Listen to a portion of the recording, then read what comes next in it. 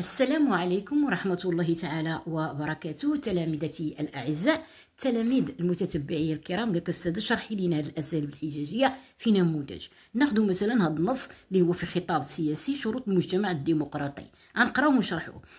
هذه الأساليب الحجاجية تتضمن الديمقراطية في مفهومها العميق والشامل جملة عناصر أهمها غير هاد جوج نقطات اللي كاينين هنا كتدل على أن الأسلوب الحجاجي هو تفسير إقرار الحقوق والحريات الفردية والجماعية قانونيا وفعليا وتحقيق سيادة القانون في دولة القانون والمؤسسات وإقامة تمثيلية نزيهة، وكذلك إقامة سلطة على أساس جديد من المشروعية والعقلانية. فالديمقراطية بهذا المعنى هو لفظ كيدل على التفسير، هي النظام السياسي. هنا التعريف، إذا كان هنايا صاحب النص اعتمد على التفسير هو اعتمد على تعريف بداية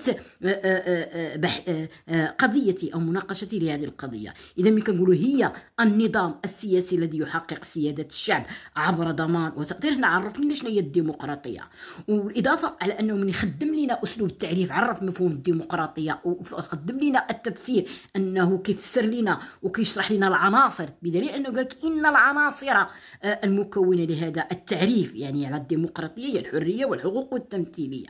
هذا من جهة. إذا هنايا كاين التعريف وكاين التفسير كأحد أساليب الحجاج، بالإضافة أن الأساليب اللغوية الحجاجية الموجودة في النص كثيرة. مثلا ناخذ التوكيد، عندنا إن العناصر المكونة لهذا التعريف التوكيد، إن هذه الصيرورة العميقة، عندنا توكيد. عندنا الإضراب يعني بل يعني كنلقاوها هنايا بل تصبح شخصية المواطن. عندنا الاستدراك يعني أن الكاتب أتى بفكرة ثم استدرك بفكرة أخرى يفندها أو يضحضها أو يدافع عنها. المهم عندنا النفي، فلا يطغى أحدهما ولا التعارض.